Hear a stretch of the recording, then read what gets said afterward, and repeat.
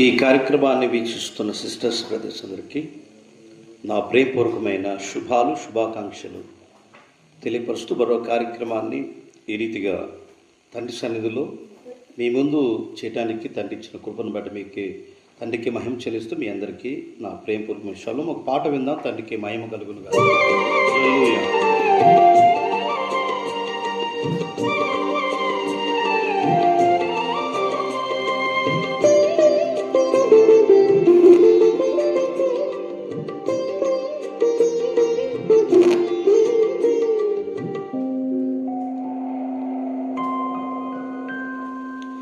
ప్రేమ సాగరం ఇదర మరణి ఎడారిలో దారి తప్పితి నీ మధుర స్వరము వినబడే నీ దరికి చేరితిని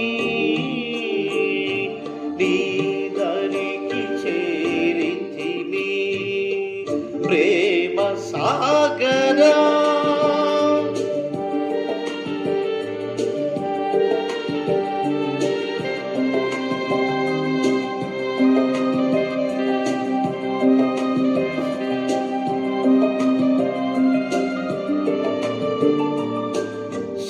శత్రువైన సాతాను యుక్తిలోన పడతినయ్యా శత్రువైన సాతాను యుక్తిలోన పడతినయ్యా ముక్తిదాత యాశ్వశక్తిని తప్పించెనయ్యా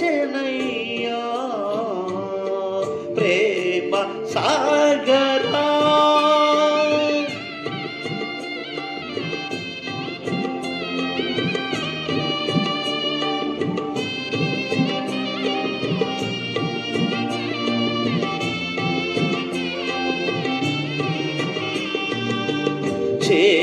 చేయరాని పనులు చేసి గాయపరచినాను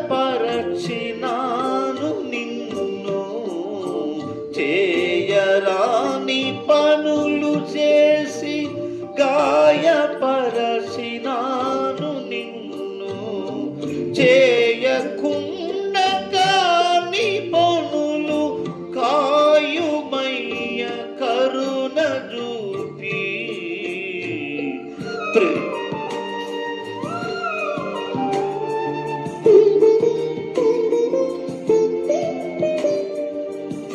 కన్న తండ్రి ప్రేమ ఎరుగకున్న పామరుడనయ్యా కన్న తండ్రి ప్రేమ ఎరుగకున్న పామరుడనయ్యా అన్నయాశ్వ శిలువనాదు కనులు వెలుగించనయ్యా ప్రేమ సాగరా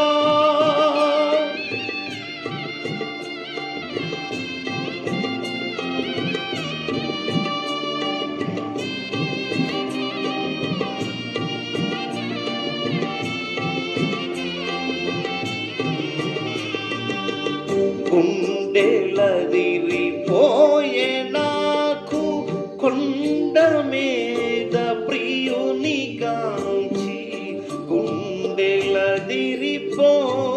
నాకు కొండ మీద ప్రియుని గాంచి సింధయాశ్వ రుదిరము నా పండ వంటి గుండె కరగగా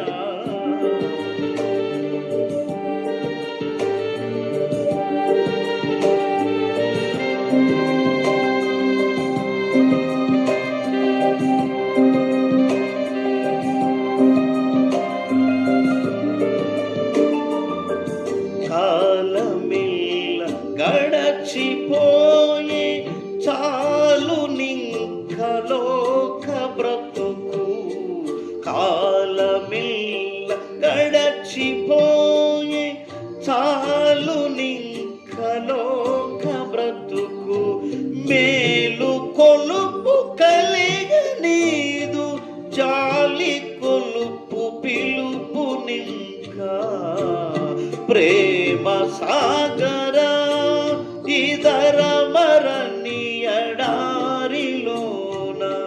దారి తప్పితి, నీ మధుర స్వరము వినబడే, నీ దరికి చేరితిని, నీ దరికి చేరితిని, ప్రేమ సాగరా. హల్లెలూయా. యాషోవ మెస్సయ్య గారి నామంలో ఇంతవరకు ఈ పాటలు విన్న మీకు హృదయపూర్వక షలోమ్ అండి. మంచిది, వాక్యాన్ని విన్న తండ్రికి మహిమ కలుగును. శ్రేష్టమైన పరిశుద్ధమైన మరి వాక్యంలో మనం వెళదాం. తండ్రి యొక్క మాటలు ప్రకటన గ్రంథము 3వ అధ్యాయము 10వ వచనంలో ఒక ఆశ్చర్యకరమైన మాట మరి భక్తుడైన యోహాను గారు రాసినట్టు ఈ యొక్క వాక్యాన్ని నేను చదువుతున్నాను. దయచేసి వాక్యాన్ని శ్రద్ధగా విందాం. పరమ తండ్రికి మహిమ కలుగును గాక.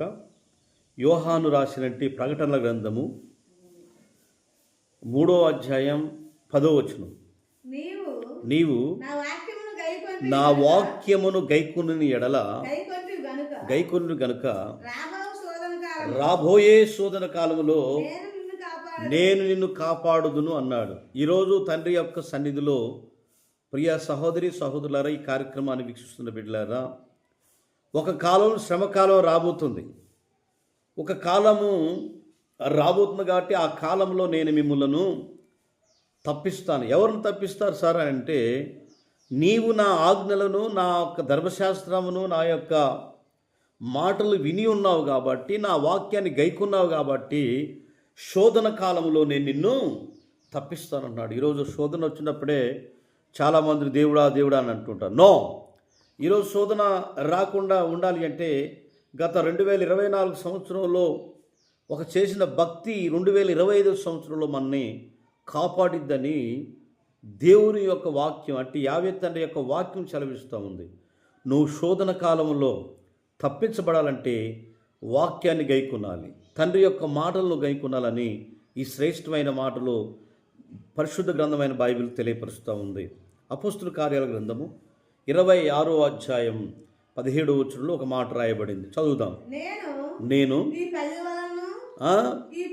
ఈ ప్రజల వలను అన్యజనుల వలను హాని కలగకుండా నిన్ను కాపాడేది. నీవు నా మాట విన్నావు గనుక, నా మాట, నా ఒక్క పాటలు పాడి నన్ను జ్ఞాపకం చేసుకుని ప్రతిరోజు కూడా నువ్వు ఎమ్మడిస్తున్నావు కాబట్టి అన్ని జనులలో కానీ లోకులు కాకులై పీకినప్పటికీ కూడా నీవు తప్పించబడతావని ఈ మాట తెలియపరుస్తావు. నువ్వు కాపాడబడతావు. ఎందుకంటే నువ్వు అన్ని జనుల మధ్యలోనూ అనేకుల మధ్యలోనూ ఉన్నావు కాబట్టి నేను నిన్ను తప్పిస్తాను అని ఈ శ్రేష్టమైన వాక్య భాగంలో మనకి తెలియపరుస్తావు. తండ్రికి మహిమ కలుగునుగాక. ప్రియ సహోదరి సహోదరులు, మొదటి మాట ఏంటంటే, నువ్వు వాక్యాన్ని గైకుంటే శోధన కాలంలో తప్పించబడతావు. అలాగనే నువ్వు వాక్యాన్ని గైకున్నావు కాబట్టి నీవు తప్పించబడతావు అని చెప్పేసి అపోస్తుల కార్యాల గ్రంథం 26వ అధ్యాయం 17వ వచనంలో కూడా మనం ఈ మాట విన్నాము కాబట్టి. అలాగే కీర్తనల గ్రంథం 12వ అధ్యాయం 7వ వచనంలో దావీదు భక్తుడు దావీదు ఒక మాట చదివిస్తున్నాడు. యావే తండ్రి సృష్టికర్త, నీవు దరిద్రులను కాదనడు, ఈ తరము వారి చేతిలో నుండి వారిని నిత్యము నేను రక్షిస్తానన్నాడు. ఈ తరము వారిలో నుండి నిత్యము నేను రక్షిస్తా. ఎందుకంటే దరిద్రులను రక్షించేవాడు ఆయనే, పేదలను రక్షించేవాడు ఆయనే, ప్రజలను కాపాడువాడు ఆయనే. కాబట్టి నేను నిన్ను తప్పిస్తాను, నువ్వు వాక్యాన్ని గైకుంటని రాయబడింది. మనము శాంతి సమాధానం కోల్పోయి భక్తిలో, విశ్వాసంలో, అనారోగ్య పరిస్థితుల్లో, భయంకరమైన పరిస్థితుల్లో మనం ఉండవచ్చు. కానీ ఏమంటాడంటే యెషయా గ్రంథం 26వ అధ్యాయం 3వ వచనంలో, ఇదిగో నేనేమన్నా ఎవరి మనసు నీ మీద ఆనుకున్నానో వారిని పూర్ణ శాంతి గల వారినిగా కాపాడుతాను. సగం ఇచ్చి సగం తీసుకునేవాడు కదా ఆయన. పూర్ణ శాంతి నేను నీకు ఇస్తానంటున్నాడు. ఈరోజు పూర్ణ శాంతి మనం పొందుకోవాలి అంటే, పూర్ణ శాంతితో కాపాడబడాలంటే మనం వాక్యాన్ని గైకొనాలని బైబిల్ తెలియపరుస్తూ ఉంది. కీర్తన గ్రంథము 121వ అధ్యాయము 4వ వచనంలో, ఒక ఇశ్రాయేలును కాపాడు వాడు కునుకడు నిద్రపోడు, తన భక్తులు ప్రాణమును ఆయన కాబట్టి. ఈరోజు భక్తిహీనుల చేతిలో నిన్ను ఆయన వారిని విడిపిస్తారట. మనం ఈరోజు ఆయన యొక్క ఇజ్రాయిల్ కాపాడువాడు కొనుక్కడు నిద్రపోడు. ఈరోజు మనం ఆయన వాక్యాన్ని గైకుంటే ఎన్ని ఆశీర్వాదాలు వస్తాయో, ఎన్ని మేలు జరుగుతాయో ఈరోజు మనం వాక్యం వింటున్నాం. కాబట్టి ప్రతి కుటుంబం, ప్రతి ఒక్కరు వాక్యాన్ని గైకునే వ్యక్తులుగా ఉండాలని ఈ లేఖనాలు మనం చూసాము. కాబట్టి కీర్తన గ్రంథము 91వ కీర్తన 10వ వచనమా? ఓకే, 97 అధ్యాయం 10వ వచనం. తన భక్తుల ప్రాణమును ఆయన కాపాడును. హల్లెలూయా. భక్తిహీనుల చేతిలో నుండి ఆయనని విడిపించడని రాయబడింది. ఈ కీర్తన గ్రంథాలు మనం రాసుకున్నట్టే అధ్యాయాలలో అన్నీ కూడా మనకి ఏంటంటే మొత్తం కూడా నేను కాపాడుతాను, నేను రక్షిస్తాను, నేను చివరి మాట నేను తప్పిస్తాను, నేను కలుసుకుంటాను అని ఈ మాట చదివిస్తుంది. ఇజ్రాయేల్ను కాపాడవాడు కొనుక్కడు నిద్రపోడు అన్నాడు. కీర్తన గ్రంథం చివరిలో ఏమంటాడంటే నేను తన భక్తుల ప్రాణాన్ని కాపాడుతానన్నాడు. ఈరోజు నువ్వు మర్చిపోయినా ఆయన మర్చిపోయాడు కాదు, నువ్వు తప్పించుకున్న ఆయన తప్పించుకున్నాడు కాదు. కాబట్టి ఆయన కొనుక్కడు నిద్రపోడు. కాబట్టి ప్రతి విషయంలో నేను కాపాడటానికి ఆయన దిగి వచ్చున్నాడు. కాబట్టి ఇదిగో ఆయన వాక్యాన్ని గైకున్నావు. కాబట్టి ఫస్ట్ మాట ఏమంటాడు ప్రకటన గ్రంథం 3:10లోని నీవు నా వాక్యాన్ని గైకుంటావు కాబట్టి శ్రమకాలంలో నేను నీకు సహాయం చేస్తాను. నువ్వు నాకు భక్తి చేశావు, నా భక్తిపరుడు కాబట్టి విశ్వాసంలో అన్ని విషయాలు భక్తిగా ఉన్నావు కాబట్టి నేను నిన్ను కాపాడుతున్నాను. ఈరోజు మనం కాపాడబడాలి అంటే ఆయన కృపాని సన్నిధి మనకు తోడై ఉండాలని కోరుకుంటూ తండ్రి మాటలు దీవించుకున్న ప్రార్థన. మహాగరుడు తండ్రి, పరిశుద్ధుడా, ప్రేమ కలిగిన తండ్రి, ఎందరైతే ఈ వాక్యాన్ని విన్నారో వారందరినీ ఆశీర్వదించి కృపతో నింపి బలపరచమని యాశ్వా మెస్సీయ గారి నామం ద్వారా అడుగుతున్నాం తండ్రి. ఆమేన్. మీ అందరికీ నా హృదయపూర్వకమైన షలోముని కార్యక్రమాన్ని వీక్షించిన మీ అందరికీ అందరికీ కూడా ఈ వాక్యాన్ని గురించి తెలియపరచండి, ఛానల్ గురించి తెలియపరచండి, సబ్స్క్రైబ్ చేయండి, లైక్ చేయండి. తండ్రికి మహిమ. షలోమ్ అండి.